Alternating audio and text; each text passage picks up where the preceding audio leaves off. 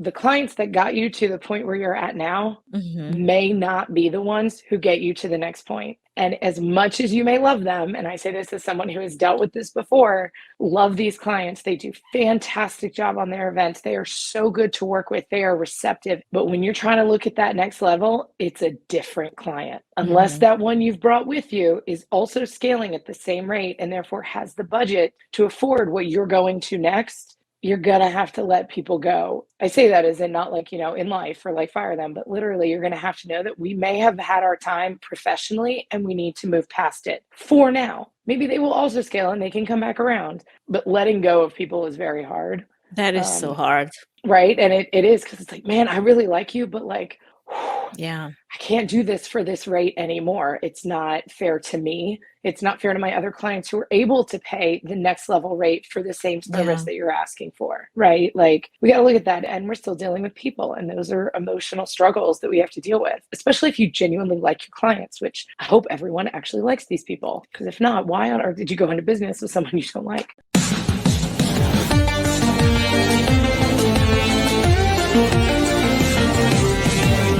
Welcome to Events Demystified podcast, where we explore and demystify the world of in-person, virtual, hybrid event AV production and technology by sharing insightful tips, tricks and tactics to make your events a success.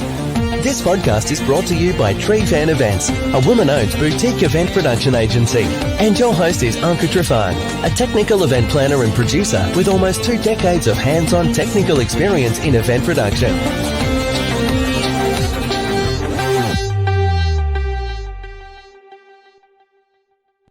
Welcome to another episode of Events Demystified podcast, your one-stop shop for tangible, technical, and practical planning advice. Today's episode is sponsored by Trifan Events, a woman-owned boutique event production agency, and I am your host, Anka Trifan. If you are an event professional that's also a small business owner or planning to potentially start a business, today is the day when you want to tune in and really pay attention to what's going to be discussed here. Because the chances are, if you have started a business or thinking about, you also want to make sure that that business is successful. And also there's ways in which you can level up. As someone who has been in the event industry for quite a bit of time and also started her own event production agency, especially in a male-dominated field, let me tell you, it takes some effort to make sure that not only you know who your audience is, but also you know that your product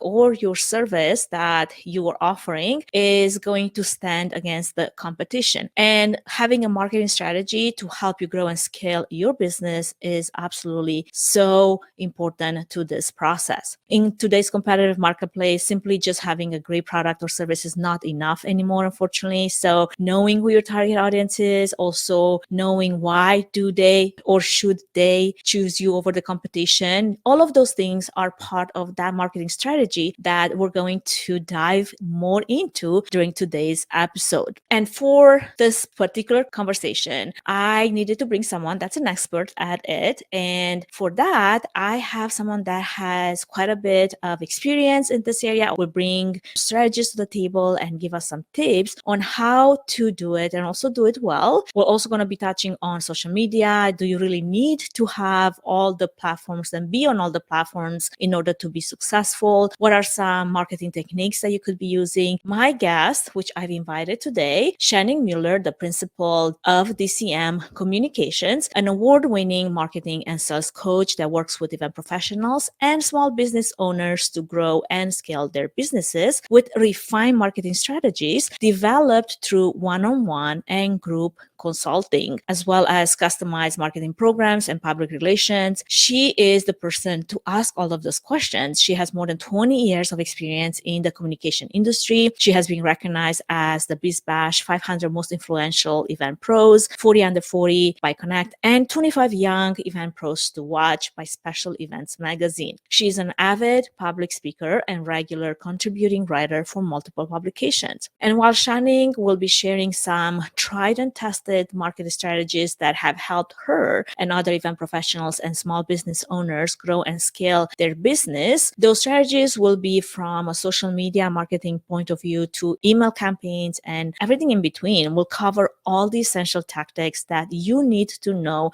to take your business to the next level. So whether you're just started out or looking to take your business to that next level, grab a cup of coffee and let's dive into some effective marketing strategies that you can implement right away. You can learn more about Channing by following the links in the episode notes. And in the meantime, let's welcome her in.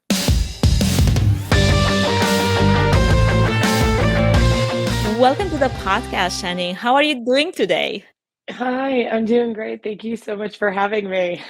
No, it's funny because 2-3 years into having done Zoom meetings upon Zoom meetings upon Zoom meetings, sometimes you still run into issues. And we are kind of trying to debacle this setup that we both have on our hands that works great. But then the browser that, we're using just didn't want to have it today. There is technology, but like sometimes things just crap out on us. It is what it is. Like we do the best that we can, but not magicians. So like we had to troubleshoot, and that is a big thing that I'm about. Well, I got an idea of what should work. That doesn't work. Okay, let's find another way to do it. And sure enough, we got a whole different kind of setup. It sounds just like marketing strategies for businesses. Yes, they have to constantly evolve and you have to be flexible. You have to be flexible if you want to continue to grow. 100%. You're right. Well, I can't wait to talk about all of those things as we mentioned in the beginning. And before we dive into those marketing strategies, I would love to know more about you, and our audience would like to dive into your journey to where you are today. And also maybe one of the main struggles that you needed to overcome in order for you to get here. Absolutely. First, I want to preface this with saying, y'all, I lost my voice 2 days ago, so I don't normally sound what I think is on the scarier, huskier side of this life, but nonetheless, bear with me. So I actually originally got my start wanting to work in journalism. That had been the goal. I got published for the first time at 15 years old. And after I went to college at the University of Miami, fantastic journalism school, it turned out to be really a blessing that I was in the city because there was this publication called BizBash that was hiring an assistant editor upon graduation. And I looked at the description. I was like, well, I know absolutely nothing about events, but I know a lot about how to produce a magazine. I'd been writing for newspapers and magazines for about 4 years at that point on a consistent basis. And then, of course, part of the journalism program, you had to create a magazine and sell it and learn lesson number one. I never want to create my own magazine. That is a humongous, that is not for me. I love to write, absolutely not into the whole publishing deal. But I joined BizBash and I came in and I told them, I'm like, I know nothing about events, but I know a lot about what needs to happen from an advertising side, from editorial, getting people to open up and ask the right questions. And all of those report cards I got when I was a child that said, Channing asks a lot of questions, turned into a profession. So best advice I ever got is if you don't know, ask. There is no shame in asking. There is a whole lot of shame in either saying the wrong thing or not being resourceful enough and humble enough to realize no one knows everything. So just ask. We'll figure it out. It's fine. But if you don't know it and you pretend that you do, I can't help you get any further, right? And you're also going to get stuck because, you're not learning anything new and you're aware of what you don't know. Yeah. And that's the thing is you really do have to be very conscious of here is what I am really good at. And I will have people ask questions to me and I'm either, 100% I know that answer, or it's number 2, no, that's why I have this person on my team. Go talk to them. Or 3, haven't got a clue, but I'll research that and I'll get back to you. So I started with BizBash, got the most amazing opportunities in the world, decided after a couple years that I wanted to leave Miami and go to DC. And so I moved professionally into the advertising side of media for a different company. BizBash asked me hey, do you want to write for events in DC?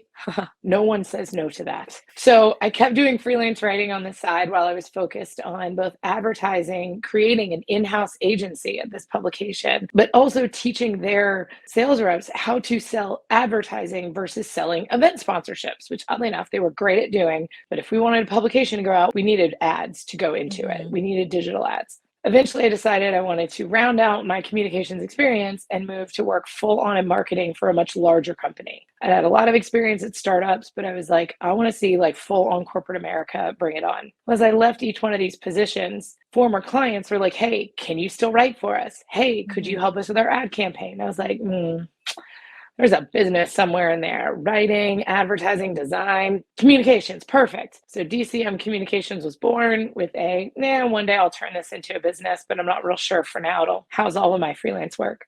So what was one challenge that you need to overcome in order to get to where you are today then? The biggest shift was actually when I left that corporate job and decided like DCM is time to go full time. I had absolutely no issues selling or walking away from the wrong deal when I was teaching other people or when I was selling someone else's products. But when I had to learn how to sell the ideas in my head, oh man, the imposter syndrome came in. I'm like, but it's an idea. Like, who's going to want that? Sell a product, sell something with someone else's name on the door. That was easier. So it really took a lot for someone who, in general, I consider myself a very confident person. I think anyone who meet me does not look at me and say like, oh, Channing is a wallflower. And yet selling the ideas and convincing people why my strategies and my tactics that I was coming to them with were the right ones for them was like a monumental hurdle to overcome. And all I needed was a few people who trusted me and were like, you know what? You seem like I know you. I knew you before this business. Let's do it. Man, and then I had data to prove it. And I was like, all right, we're doing this.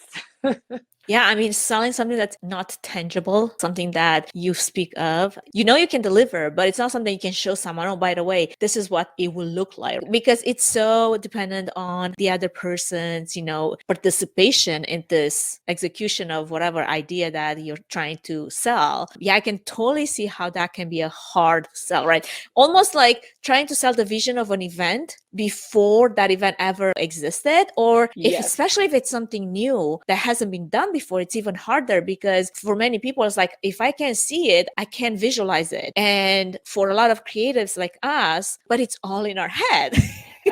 You're like, you walk into an empty space and you're like, oh my God, I have visions of like the Greatest Showman production is all around me. Exactly. And the client walks in and is like, yeah, all I see is empty walls, wires and empty walls. Like, what are you talking about? So that's kind of one of the things I work with on clients is like, how you can get them to follow like the basic marketing principle of know you, like you, and trust you so that you don't have to give away your entire design plan or your entire vision for this in all the details up front and lose them to somebody who may undercut budget-wise, which I know is something we're going to talk about at one point. Exactly. Like they take your idea and then like, okay, have someone else execute it as cheaper, but that intangible idea is still my... Like that intellectual property is yours. Exactly. And you put energy and time into crafting something for them and you didn't get paid for it. And I'm all about like, if you're going to use the ideas and the creativity that comes in this industry, you get paid for those things. It's funny because I just posted like something on LinkedIn that was like one of my funny reels about why you should need an AV production vendor to support your event. And somebody reposts that and plugs their company. I'm like, wait a second.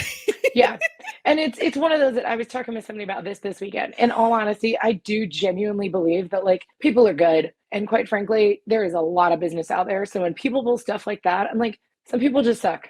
In general, we're good. Some people just suck, right? But it also like they do this and it's like you do that. And I'm like, man, that makes me question you that like you couldn't even add your own spin onto it. You couldn't even give them any credit for it. You're just like, oh no, I'm going to do that whole thing over. I know. Anyway, let's go on with our conversation here because there's so much to be said about that I'm like, I don't want to go into that space. Now, as someone that's been in the industry for a while now, I know just how challenging it can be to grow and scale a business, especially a small business. There are countless factors to consider, from building a strong brand identity to attracting new customers and retaining existing ones. What are some common marketing challenges that event professionals and small business owners in this space face when trying to grow and scale their business? Yeah. So I think some of these that apply across the board, and then there's some that are kind of pandemic specific and post-pandemic specific. And the first one is something that I think all small business owners or entrepreneurs struggle with. And that is letting go of the clients that got you to the point where you're at now may not be the ones who get you to the next point. And as much as you may love them, and I say this as someone who has dealt with this before, love these clients. They do fantastic job on their events. They are so good to work with. They are receptive. But when you're trying to look at that next level, it's a different client. Unless that one you've brought with you is also scaling at the same rate and therefore has the budget to afford what you're going to next, you're going to have to let people go. I say that as in not like, in life or like fire them, but literally you're going to have to know that we may have had our time professionally and we need to move past it for now. Maybe they will also scale and they can come back around, but letting go of people is very hard. That is so hard. Right. And it is, because it's like, man, I really like you, but like, yeah, I can't do this for this rate anymore. It's not fair to me. It's not fair to my other clients who are able to pay the next level rate for the same service that you're asking for, right? Like, we got to look at that, and we're still dealing with people, and those are emotional struggles that we have to deal with, especially if you genuinely like your clients, which I hope everyone actually likes these people, because if not, why on earth did you go into business with someone you don't like? Especially in the beginning stages of building a business, you're pouring a lot of yourself and, like you said, intellectual property into this client. And after a certain time, after a certain history that you've had together, you like to grow with them, like you said, at the same scale, but you cannot give so much away the same way. There is a moment where there needs to be some boundaries. If you're talking about your event, I'm okay with it. But the moment I'm talking how we can support it, we have to be on a clock somewhere, somehow. Oh, yes. And that is that you want to talk one of the things to struggle with. That was another one of the things I had to work out, is like that line between being helpful to people and crossing over into the full on, I'm consulting and coaching you on your business, in which case this is worth something. Like, it took me a lot of time and effort and experience to get here. It may take me 5 minutes to tell it to you, but it took a whole lot more than 5 minutes to learn it, right? So finding where that line is something that can be very challenging for a lot of people. So if you are listening and you're struggling with that, you are not alone. Do not worry. We practice this, and setting boundaries. Oh man, it's like my therapist's favorite word is boundaries, because it's something we got to constantly work on. And I feel like as women in business, we struggle even more so with that. My husband doesn't have any issues with saying no and just being like, well, if that doesn't work for you, fine, I'm moving on, right? And I'm like, all of that, like caressing and trying to work on this relationship. It's like, what are you doing? No. Well, and it's like we naturally go to like apologize, right? Like, you see the memes and people will be like, oh, well, women write emails and there's exclamation points, or they try to explain this. Actually, here's a great reference, right? This is something, because I have oddly enough, a fair number of clients that are from France, and people would travel to Paris and be like, man, Parisians are so mean. I'm like, actually, they're not. It's just, we are so used to in America, if someone stops you on the sidewalk and says, hey, do you know how to get to this place? Americans in general tend to answer with no, but, and then they fill in another solution. Maybe you talk to this person, or I think it's that general direction. And Parisians are like, nope.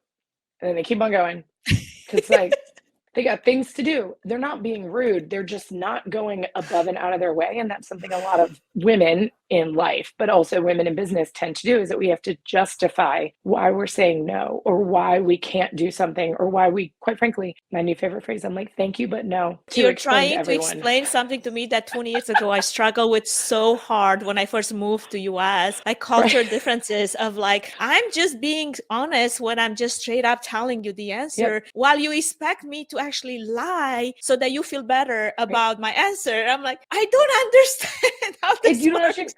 Because you don't have to. And it's something that like women in European countries in particular don't have that same expectation the way that people have of American women. Yeah, but if you don't, especially like I had to really tame down like how direct I am with people, because people look at it and be completely like take it as you're rude, or you're so cocky, or something. I'm like, or you're cold. Or you're so cold and like straight up logical. I'm like, I actually have so many emotions. You have no idea. Right now, they're actually turning into anxiety. I just as I'm hearing you talk about it. But the thing is, but if you were a man, they find things a lot easier, right? Because they're just like, no, we can do it, but we can only do it for this price. Yeah. And then that's like best sales technique ever. And that's it. It doesn't have to be an extra explanation added to it just to make the other person feel better. So it's just like period, and then move on. And it's that same kind of way, but it's when you're selling your ideas, it's the same thing. You're leveling out, like we want to get to that next level. A proposal that, 3 years ago you would have put at $5,000 is now 20. Well, it better have gotten bigger, but also if you've gotten multiple awards and 5 more certifications and expanded your vendor list to a higher level of people, it's 20 this year. Exactly. Period. End of sentence. Like, stop trying to justify all of these things. Just feel very confident in what it is that you deliver. And that pregnant pause, it's hard to practice. Men do a great job with it in general, right? But women, when you do it, that's how you can get to that next level. Because we always worry, well, am I really worth that? If you didn't think you were worth it, you wouldn't have put the number to begin with. Yeah, I was going to make a joke about how if eggs are shameless when they triple their price on the shelf. Oh my God. Why are you? Right. It is It's the exactly same egg.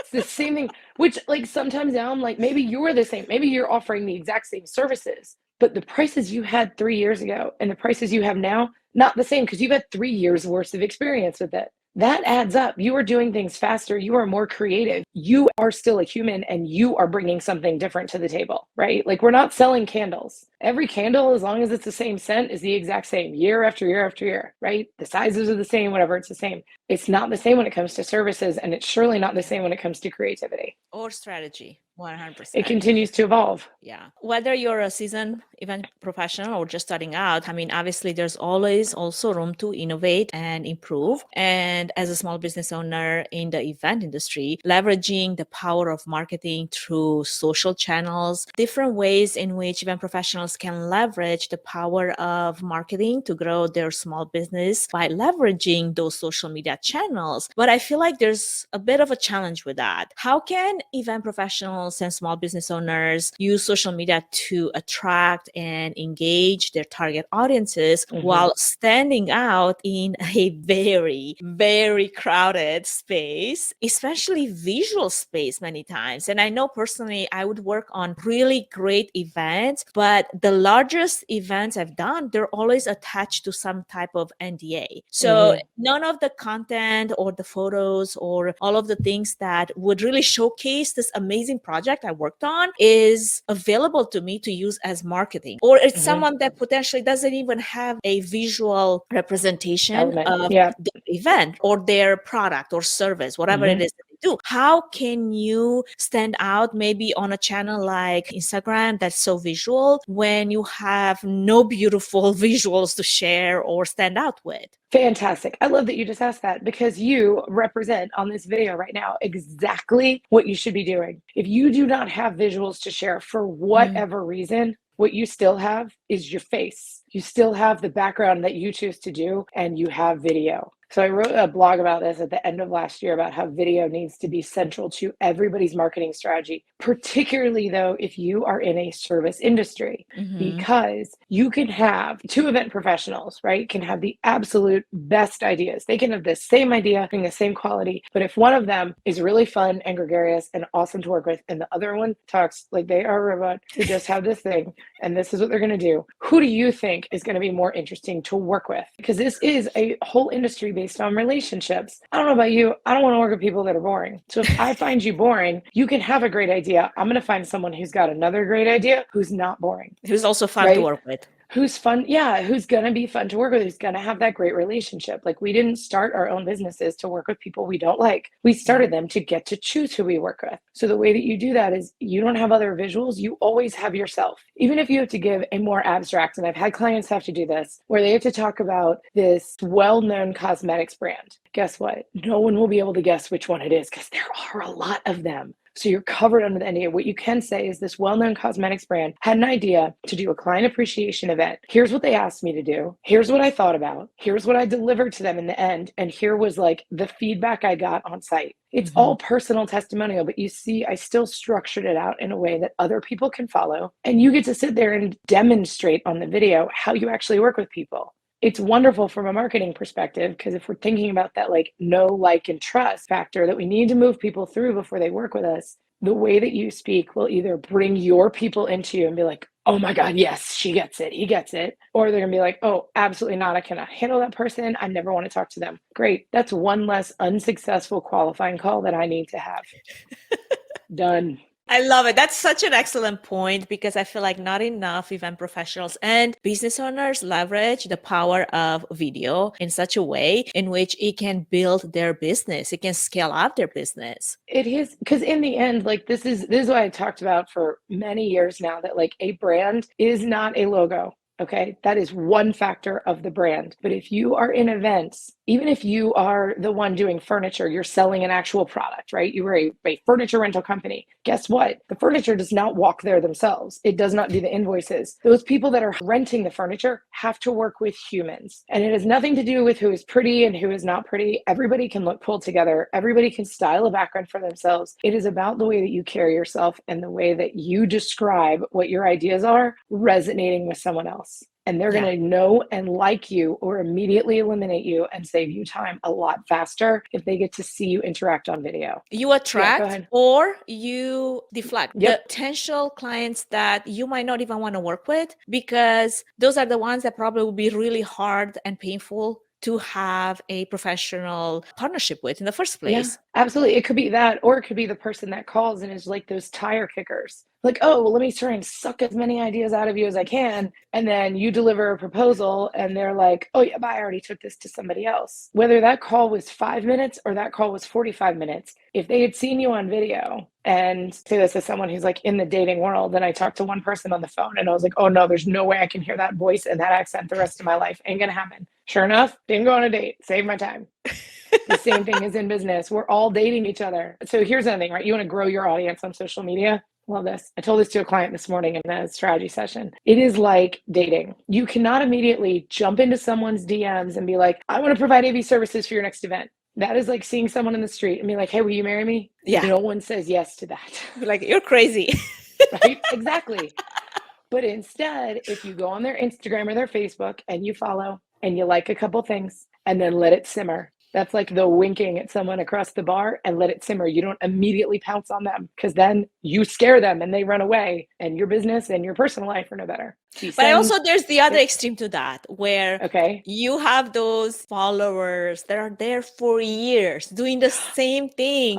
And you're like, okay, is there a moment in time when we move from like texting for years into seeing each other in real life, talking that analogy to the dating world, right? It's like, how about we actually do something about this now? Yes. And I'm so glad you said that, because that is the next step. You start out with liking some of their things and commenting. Not beautiful, love it, something thoughtful, right? We are all grown-ups. We all have more words in our head. Comment with something thoughtful. See if they reply to your comments, okay? Then you can, a week, maybe it's 2 weeks later, depending on how active you are on Instagram. We don't want to be stalkers, but we want to give them time to show that we are sticking around. Kind of like what Google doesn't throw you to the top of the search rankings immediately. They want to know your business is sticking around. Then you can slide into their DMs, right? It's the same thing, social life or business life. Hey, I've really loved what this is. I'd love to find a way to work together. Or reply to their stories. That is still getting into their DMs, right? If you get a response to the DM, then judge how the conversation flows before you ask them to go offline or before you ask for their email address. Because if you go into their DMs and you're like, this is amazing, let's meet right now. Whoa, I didn't even reply and you want to take it offline. And let's not forget, every one of these platforms wants to keep you on it. So the longer you can stay with like being in DMs for a couple days or weeks, or at least a handful of messages back and forth, will benefit you from an algorithm perspective. Then you take it to offline. If people are just sitting there commenting on your stuff and never taking it anywhere, if you want to work with them, reach out and be like, hey, let's have a conversation. And if not, then let them be a fan and put no more energy into it than that. I love it. So what are some maybe common mistakes to avoid when marketing your event or small business, and how can you overcome these challenges to achieve success and growth? Sure. Number one, stop relying on social media for sales. Number one, 100%, unless you are selling candles, no one is purchasing off of Instagram. Or leggings. There you go. Unless you are purchasing a tangible product that is full on e-commerce from start to finish, people are not buying in the event industry. They're not buying on social. They are getting ideas. They are finding places to go. They are looking at people's portfolios, right? That's what your Instagram is. It is a portfolio of your coolest events and the way you approach business. So That is what you need to compartmentalize that in your head. That's how you don't worry about the comparison game, right? If you are not someone, you're doing technical things, you're not going to have all of the same beautiful decor photos that a florist will. So you literally cannot compete with them in that regard. You need to compete with is your intelligence and your expertise and your understanding of things that other people think sound Greek, right? So and creativity, I love to spin things in a funny, creative way of, things that happen to all of us, yet it clearly shows where there is someone that's an expert helping, assisting the situation, or someone that isn't. And to me, like, I make notes to myself when I'm at events and things happen as they happen. And I'm like, oh my gosh, this would make a great reel later. See? And that's perfect. And that's one of the next things is like, once you realize it is meant to get your ideas out there and to showcase what it is that you do. But sales and bookings of consult calls or anything else, those are happening maybe in a DM, but usually in email or on your website. Okay. So that's the goal from a marketing. How do I focus on things? Focus on the things that are going to get people to your website, where they should be able to book a call with you or fill out a form to ask for information or click on an actual phone number that is linked and lets them call you right away. Okay, those are conversion events, and people will take that conversion and ask for the call from emails. They'll do it from your website, but do not put all of your livelihood into social, because as wonderful it is and how beneficial it can be for getting your thoughts and your ideas to a wider audience, if all of a sudden it goes down as it has multiple times before, all of that beautiful content you've put your heart and sweat and tears into has been wiped away. If it's on your website, you own it, you control it, and you can send it out to your email list, which you also own and control, right? So focus on the things that, like, I can handle this at all points. Your email list may start small, but everyone you know who is in the industry or is a potential client or a potential referral partner can be on your list. You just have to give them all a heads up and be like, hey, I've created this. Here's what I'm going to be. You can expect from me. I hope that you'll stick around on my list. But if you want to unsubscribe, the link's at the bottom. Give them an out, right? Yeah. But everyone can start somewhere. And that email list is going to be more beneficial for your time focus, and your website is more beneficial. And use social media as like the megaphone to push it out there, but not the, oh my God, I didn't post today, my business will collapse. No, it won't. It's not worth worrying about. So of all those things, what's then the biggest mistake you see people making when it comes to their event marketing? Focusing on the things probably that they think are going to be fun, or that like it seems like what everyone else is doing, and not on the conversion events, right? Followers do not equal clients. Likes on a post do not equal people who've bought tickets. Okay. Those things are separate. So this is why I really encourage everybody to look at your analytics. You should have Google Analytics on your website. Go look at it. Find out what pages are people interested in and where is the traffic coming from, whether social or from other referral websites. Those are the places that you focus your time and energy. Yeah, where do people live? Like, there's certain blocks that you might need to work on, or I don't know, your SEO requires some additional up leveling, because people might have a great experience getting there, but then there is something that turns them away. What is it? You need to know. That interrupts that user journey. And you can see all that, right? You can see how long people stay on a page. You can see what the order of pages it is that traffic flows. And just remember, across all of it, whether you're focused on email marketing or you're trying to update your website or you're hearing about social media, you're like, there's so many, you should be doing all of this. Remember that every one of these individual things is a full-time job at larger companies, okay? Full-time job. So it would be wonderful to spend all day doing email marketing, because I love it. I got a lot of things to do in addition to the things that I love, right? I get to work with clients. I get to do some things on social. So that's where trying to do all of the things rather than zooming in on the things that actually lead people to your website, to make a call, to book a future consult, or to fill out a form that gets their information to you. That's the mistakes people make, is you can't look at all the shiny objects and the latest trends. You got to work at what's converting, what's leading to the money in your bank account. And one Instagram post is probably not it. 15 of them called together in a portfolio type, yes, can directly go to it. Over time, those things can definitely drive traffic. I have gotten a client, a very beneficial client from Instagram before, but you got to prioritize things and tune out the noise. What works for one company is not necessarily going to work for another. If your analytics, which can't be argued with, are saying something different from the advice you're getting, including from me. If your analytics are different, dude, go with that. Yeah. Every business has a different audience. And if you don't know how to look up your analytics, how to analyze it, find someone that can so you get an understanding. Because I see a lot of, especially women business owners, that kind of like fall into this category of like, well, I don't understand. All of this is like so complicated. Technology is hard and I don't want to deal with it, right? So then, okay, I get it. But you don't have to do it. Find someone that can, but that can be the excuse that you're using just to hide behind. Yeah. Well, and because you brought this up with like, unfortunately, a lot of women are very intimidated by it. Parents also, let's think about this in general. You're a man or a woman, doesn't matter. If you're a parent, no one wants to deal with dirty diapers, but guess what? They're not going anywhere. You have to deal with them. Like when they're little, you have to deal with it. It is unpleasant, but you can handle it. And to your point, you're right. There are a lot of us like, I can teach you how to do this. I know I've written about this on my website somewhere. I can show you video tutorials. You don't have to do everything. You don't have to understand every little bit of those analytics. You just need to say, this is what I'm trying to figure out. Great. Me or anyone else who's in marketing can be able to show you, here's how to get the answer to that question. This is the 3 things to see in your analytics to get you there. Exactly. And if they try to tell you too many things, then ignore them because they're trying to sell you on something bigger that you may not actually need. So you mentioned a bit about this mailing list that is essential aspect of growing your business. And I agree, even though it sounds kind of an archaic term, email lists do allow you to connect with your audience and send them the updates, promote your products, promote your services, and ultimately, hopefully drive sales, right? Now, building an email list can also be challenging, especially if you're starting from scratch. What are some effective ways to build and grow an email list for your business, and how can one use email marketing to drive sales and revenue?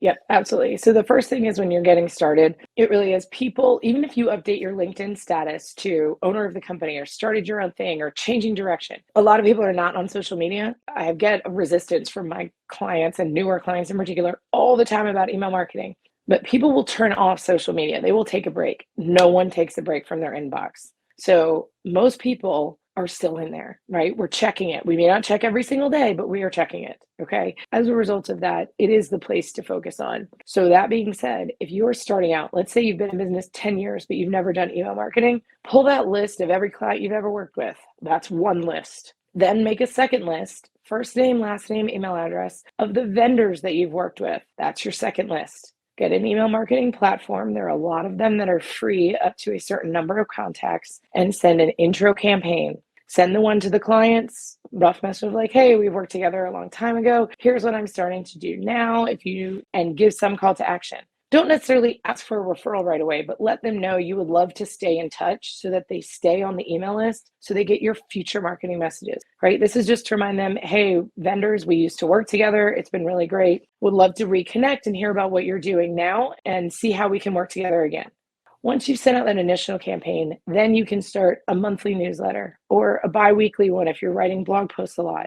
You want to make sure your messages are not always refer me business or sell me something, but they're inspiring to them, right? If you got to take a step back from whatever you're writing and say, okay, I wrote this, so clearly I care about it. Why should anyone else? The answer should always be, well, it's going to give them an idea. It's going to spur something from them. It's going to give them something they didn't have before. The focus needs to be on who's reading it. That's the same way when it comes to growing it. Okay, so let's say you've kept everybody you emailed initially. What you need can be considered an opt-in or a lead magnet. It's the same thing. It's just 2 different terms. And that is something it's a webinar they register for. They give you their email address and they get something in return, a PDF, a discount, a video, a members only lesson, a special promotion of some kind, a gift, any of these things. It's something in exchange for getting their email address. You can add a pop-up on your website. You can say that there's an incentive to your existing list. Send this out. For every 5 people that you get to sign up here, you get something special, right? Those are ways to grow it. But I think pop-ups in particular on your website is a wonderful way. Once you're in regular email marketing, just have something every time someone lands on your website, 30 seconds in, pop up. Don't you want to join the list and get X, Y, and Z? First access, special promotions, insights other people don't have. You need some incentive, and that will continually have new people signing up for it. And then you can always use advertising to drive to the opt-in if you need to.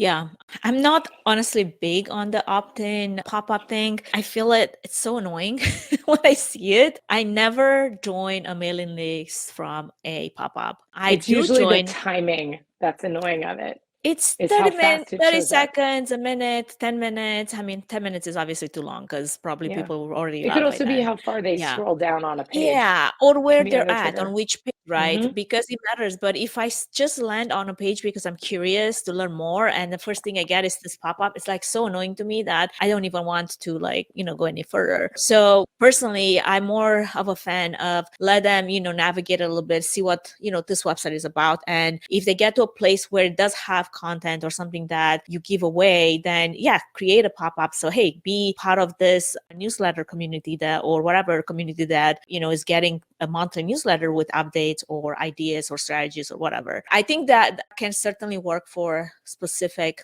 businesses. But I think the key is making sure that even if it's not a pop-up, there are lots of other ways to have things Mhm. on your screen. And it doesn't have to be Yeah. obtrusive. It doesn't have to be in the middle. Yeah. It can be down in a corner, I hate the right? ones that just cover the whole thing. Like those are the ones Oh, that I I'm like agree. not a big fan of, Hmm. Like if it's a The smaller kicker thing is that I that can just they work.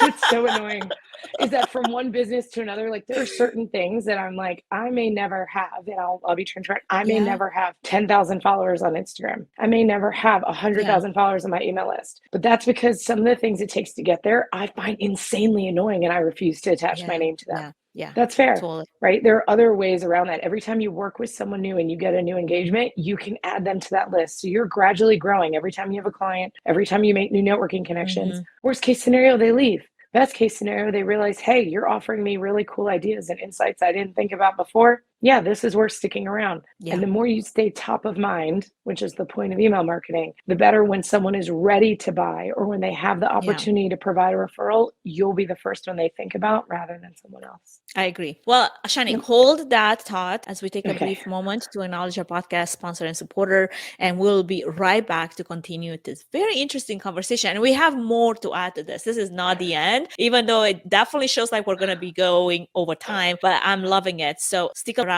We're going to be right back.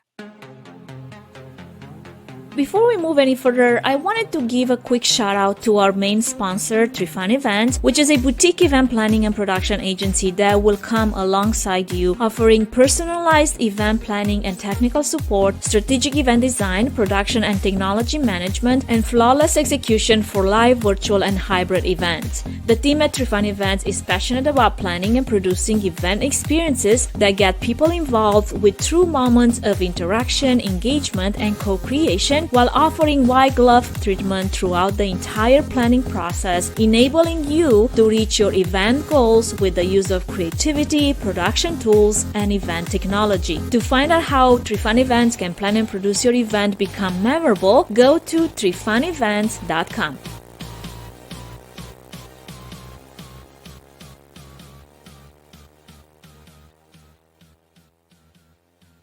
Coming back to our conversation today with our featured guest, Channing Mueller, an award-winning marketing and sales coach that works with event professionals and small business owners to grow and scale their businesses with refined marketing strategies. There is so much you should be doing advice out there about what it takes to build and sustain a business. There are so many event companies that we've seen fold over the past 2 years because of the pandemic effect, and yet just as many newbies that are coming in. How do we choose the right you should be doing when the competition seems to be undercutting everywhere and the budgets are only getting leaner? Yeah, budgeting is definitely something that's been an ongoing issue the past 2 years in particular, since we've been back to live events in person. But I think the first thing is to look at what is it that you have the actual bandwidth to do. And I mean that from a personnel standpoint as well as a budgetary one, right? Because if you are a business of only one, or say 3 people even, if you have less than 10 people and you don't have someone fully dedicated to marketing, you either need to split up the workload or you need to throw money at that problem and have someone else do it, right? And hire a contractor.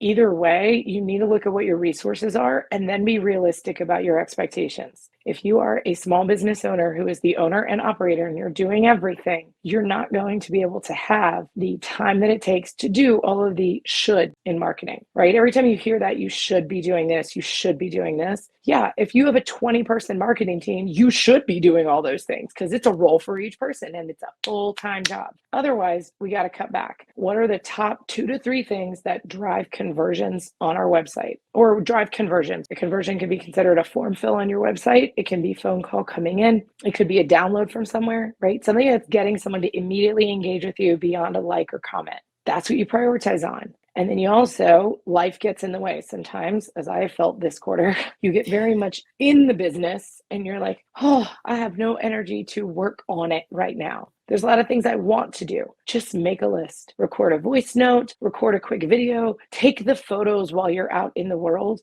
You can put them together later because chances are if you're that busy that you can't focus on the marketing for your business, not doing marketing for a short spell, 1 month, 2 months, does not mean your business will collapse. It does mean you may be a little further behind than where you want as far as having your lead funnel continually bringing in new things for you. But you have to focus on what is it that converts for my business. And it may not be what converts for another AV company or another venue, right? It may be very different. So that person you see who's doing Instagram Reels every single day and sends out an email every month, number one, you don't know how many clients they have. They may be doing all of that because they have the time. Number two, you don't know. They could be throwing $5,000 to $10,000 at that every single month. So it looks like they're doing all of it, but someone else is, right? So you got to try to tune it out and remember that followers do not equal money. And then ask yourself, what's more important? Do I want to have really awesome optics and no money in the bank because I'm focused on the wrong things or I'm spreading myself too thin?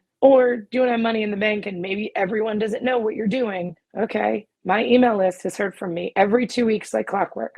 Couldn't tell you the last time I posted a reel on Instagram, but my email list hears from me. So they know I'm still alive. They know I'm still doing all these things. I will get back to doing Instagram when there is more time for it. But if it's a choice between making money or putting myself out there on social media, I'm going to take the finances, please, right? So you got to look at what your priorities are and then make the decisions. And if someone is telling you, you got to do all of these things, find someone else to work with because they're not being realistic for your business. They're giving you ideas of what has worked for their business or what worked for other clients. Right? You got 3 kids at home and you want to be home for dinner every night. You don't have the same freedom that someone who's single with no kids has. You have a whole different schedule to work with. That should be factored into any consulting or expert advice that you're being given because it's 2 completely different things. You may be in the same industry, but you do not have the same life experience, schedule, or resources. Absolutely. As women in business, you might be in a completely different season than someone that's exactly your age and you're still, having babies in diapers. Yep. And you're trying to do as much as they're doing without realizing how you're impacting your family work balance, if there's any left. Or your mental sanity, right? Like we can't forget about that. Like how much is your peace of mind worth? Mine is worth a number with lots of zeros behind it. Like I don't like being overwhelmed. I don't like being constantly stressed. And there is a trade-off with that. So much so that like I downloaded, you have all of these little pockets of time in a day, right? So if you're like, I'm too overwhelmed to do anything, created a whole guide called Productivity in Pockets. So you can look and see what are the marketing things you can do in 5 minutes, in 10 minutes, if you have 20 minutes. My golden rule is do something every day. One thing. If you have time to do more, great. But if that one thing is 3 slides on an Instagram story, check the box and move on to the rest, right? You've got to run a business. You have a life of some kind. You may have hobbies that are very time consuming, whatever the case is. The comparison game is very hard to get past for all of us, myself included. But it's these little reminders, like it really does make a difference. What matters more to you? Money in the bank and a life, a somewhat of work-life balance as you want it to be, or having other people think you look cool. There's plenty of that out there too, right? It's like there is. The pressure is high. The pressure is high because like you said, like the moment you just go off a month on Instagram because you care about your mental fitness and you really want that break, people think that you just went out of business or something. It's like, no, I'm still around. I'm still doing great. Actually, I'm doing even better than before. Exactly.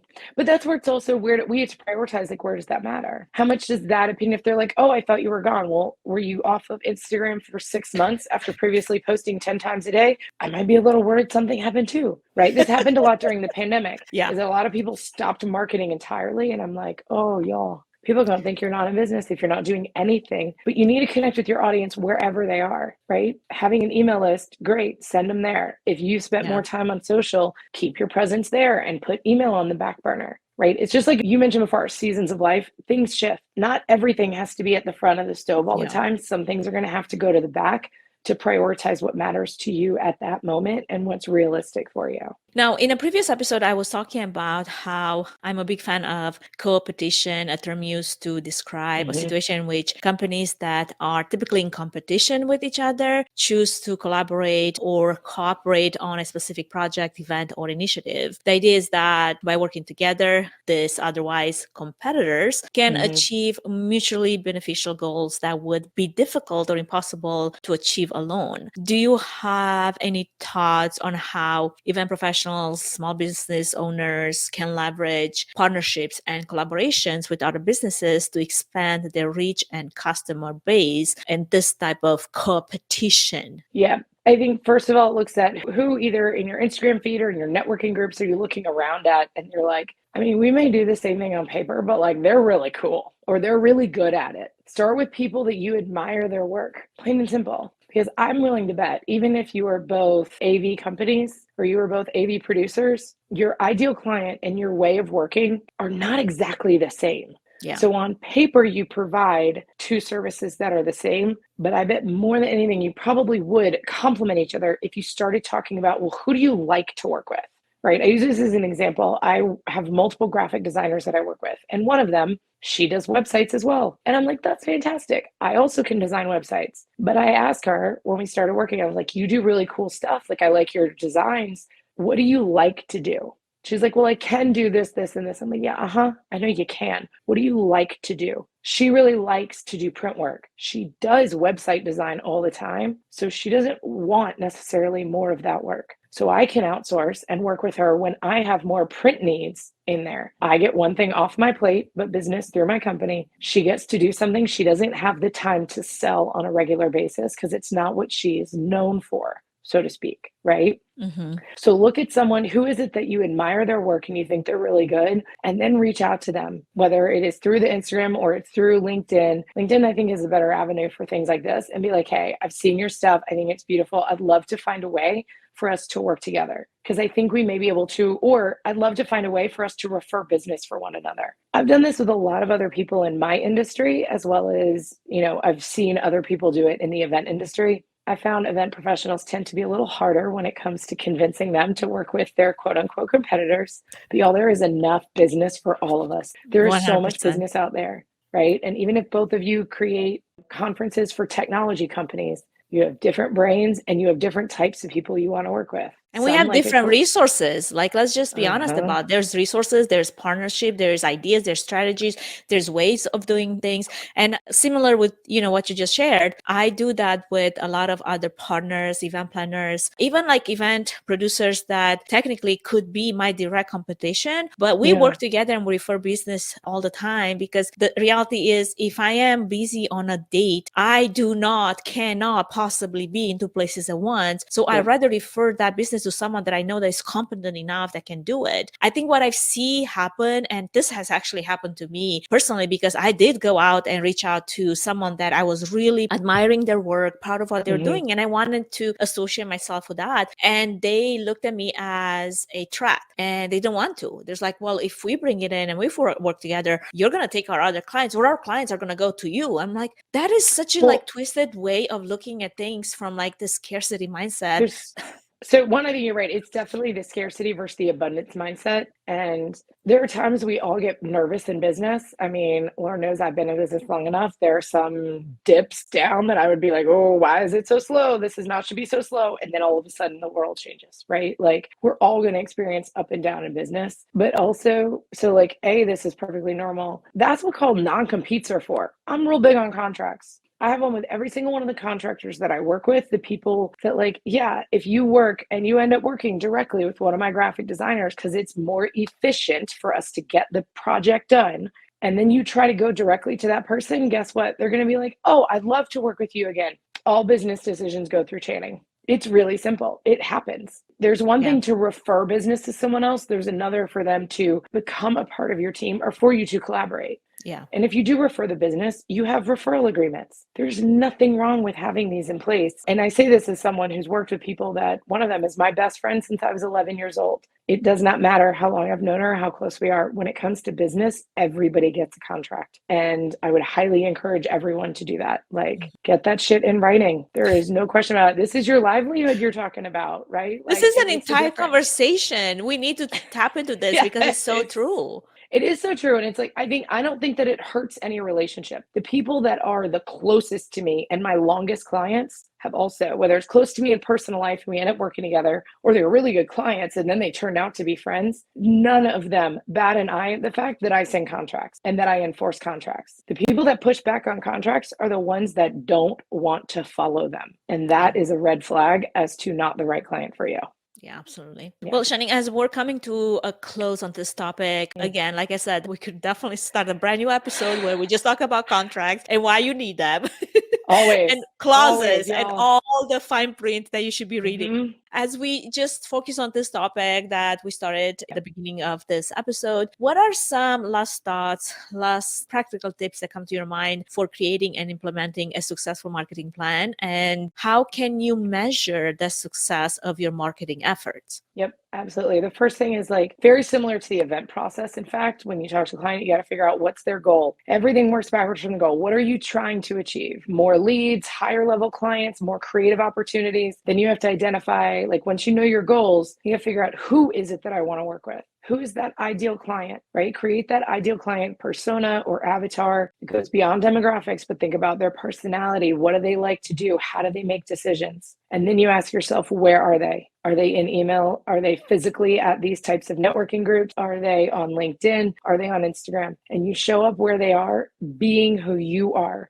And I say you as the person as well as you as the brand, right? If you're a company representing a company of 10, show up as your culture online. Put faces to that. That is how you figure out the right marketing, because people are going to resonate with humans. You can have the most beautiful logo, and I'm happy to create one if you need it. But it really matters is people want to know the faces behind the logos, because that's who they're going to work with. And they're either going to really jive with you or they're not, right? So being effective is showing up. I hate to use the word authentically, but really living your brand values and demonstrating those. You don't have to say, I think it's important that we enforce contracts, and I think that we all need to be on the same page. Demonstrate it in the way you act. Be professional in your emails, right? Whatever that is, demonstrate your culture, right? I am not a super buttoned up corporate speak at all times. Either you're going to resonate with that or you're going to think it's terrible. Totally fine. If that's terrible, move on. I can't be someone that I'm not. This is my business, right? Goes across the board. So the more you represent who and put yourself out there, put your brand out there the way you want to be known, and the way that the person will actually engage with you once they've signed that contract, the better you're going to be and the more effective your marketing will be. The more leads you'll get, the faster people will convert. How many touches do you need to have? How many calls? How long does it take for them to review a proposal? Every one of these things can be a measurement of success. Could be less clients and higher value for each one, or it could be more client at a lower level. Everybody's business goal is going to be different. And that's why your marketing really needs to be customized to your goals, not necessarily what your competition is doing, because they may have different goals. In my experience is that no one shares with me their revenue goals until we're under a contract and they know that it's confidential 100%, nor should they. Yeah. But that means they're not putting it out on social either. Not the truth, at least. This was such a fantastic conversation. Thank you, Channing. I'm so glad that we got to sit down and demystify all the ways in which you can create that strong brand presence and effectively market your brand to your target audience. Now, in real closing, because the season focuses on mental and physical fitness, which is obviously a whole another topic in itself, but because I'm also quite fascinated by the fact that you mentioned how you're a 2 times heart attack survivor that turned into athlete. Also, the fact that you have run 5 marathons by now. Yes, did the 5th one happen? It did. 2 weeks. It did. 3 weeks ago now. 2 weeks ago, Fabulous. 3 weeks ago, something like that. Yeah. Which, based on on the training that my husband has been doing to qualify for the Boston Marathon, let me tell you, it is not a small feat. And I would love to dig more into how you are implementing strategies and prioritizing your mental and physical fitness so that other event professionals out there that might be struggling with building a business and doing all the things can find ways or find inspiration on how to do it. Because in my own experience, I know that in order to be able to think creatively and find solutions and build resilience and have the ability to just think clearly under pressure and make decisions when I have to and just take those active steps to building my business, that also means that I have to take active steps and intentional steps to prioritize my mental and my physical fitness. So with that in 100%. mind, I would love to know what are your strategies, your tips on doing that and keeping your heart healthy, keeping yourself healthy, your body fit, your mind sharp, just at peace with who you are in the present. There's a lot of things to this. I would say that first thing is the heart health is incredibly important. I was 26 years old and I was training for my first half marathon when I had my first heart attack. Oh, wow. This is a much longer story, but the short answer to this is when that happens, I was forced to not work because my body would not let me. I could not stay awake for a 5-minute conversation. I was so exhausted. Wow. So take it from someone who's been in that hospital bed that if you have pre-existing conditions, if you don't prioritize your health now, or you don't know your family history and how that could affect you, you're gonna be stopped and it's not gonna be fun, right? I was the tipping point to figure out my family history because I got to be a very special snowflake in ways I did not want to be with that experience. But it is now, you're right, I am not qualifying for Boston in my age group anytime soon because that is hella fast and I am not that fast at a marathon distance. I mean, as my husband is 46, 47 this year, and I'm telling you, I've seen his progress over the 1 year, and it's been so logical and so strategic that it takes a lot of discipline. It is, I would say the biggest thing is what it takes more than discipline is commitment. Oh yeah, 100%. Because that is every training plan, it is an ongoing work in progress. But the things that I learned from running, I learned lessons in running faster than I learned them in life. And faster than I learned them in business. Right. I am so with you on that.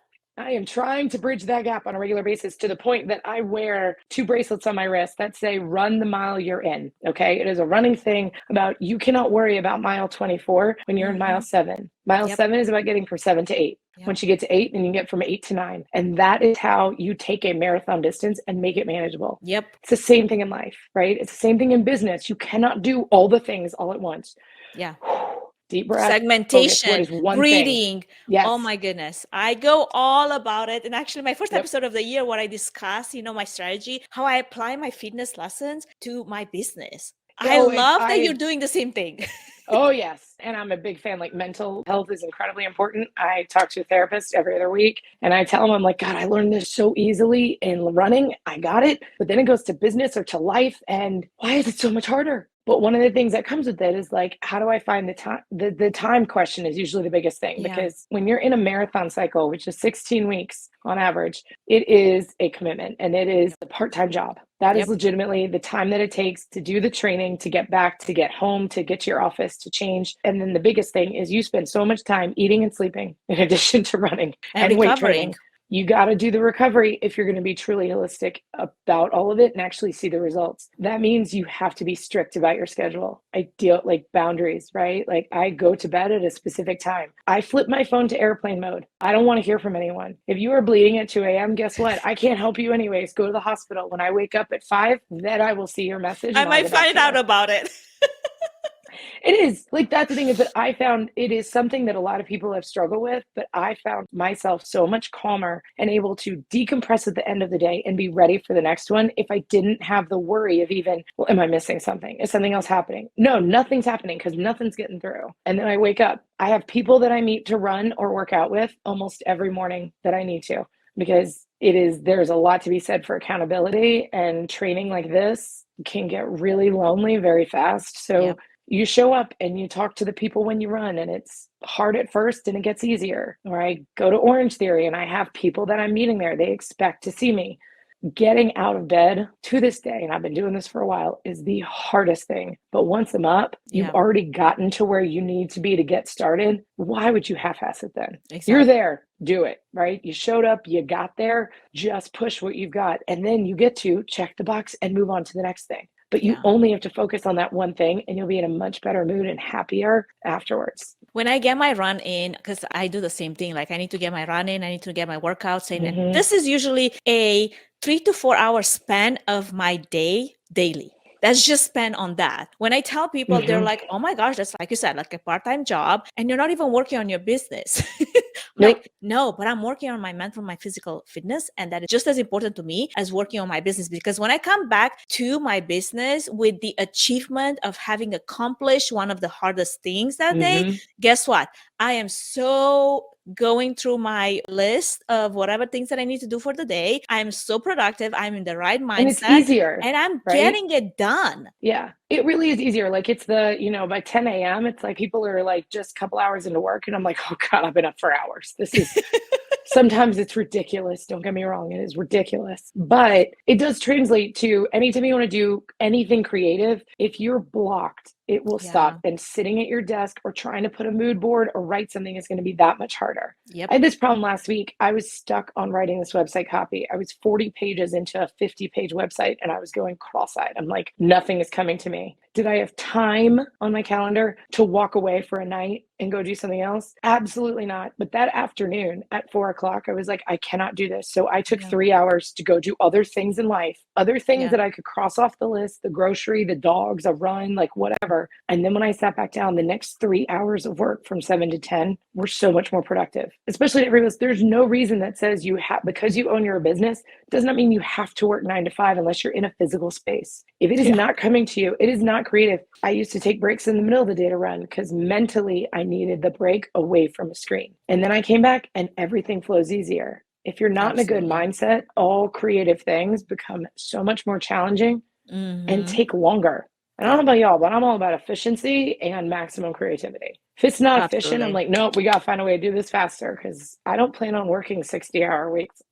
Not for myself, not for anyone else. I know. I mean, what quality of life is that? I mean, you think you get to a point where you own your own business, so you have more freedom, and then you realize you're a slave to your own schedule. Right. Unless you set those boundaries. It's like you got into business to control more, control it. It makes a big difference. Well, thank you so much for all your insightful tips. Channing, where can our audience connect with you? Absolutely. Well, I am on Instagram, albeit business-wise, not as frequently as you probably want, but DCM Communications on Instagram. I'm on LinkedIn a lot. And then from the fun work, if you want to truly see what my work-life fun balance, is, you can also find me on Instagram at Channing Muller. And there will be a lot of running content there. There will be some business stuff there as well, but you get to see a little more well-rounded version of what it is like for me on a daily basis there. And of course, dcmcommunications.com. I love all your medals that you have on the wall. You can see my swords over there. I have one on that side as well for my bodybuilding. I certainly, work hard for that. So I'm proud of it. Oh, it is. I love it. And the medal, it's funny. I'm going to tilt this just for a minute so people can see when they get the video. I actually had this made it was one of my clients made the sign for me because I had a bunch of them and I was like, God, this is really cool. And it is that daily reminder, those little things that show you, even when it gets hard, I can do this. I've done hard things before, but you got to take it one step. Inches become miles, one task at a time becomes a successful workday. I love that. That's really my mantra, my mental mantra when I go through something and I have to talk myself through it. I've done hard things before and I know I can do them again. And there's nothing that's stopping me. I can do it. Exactly. I love that. Exactly. That's why the sign says why is it that I run these? Quite frankly, because I can.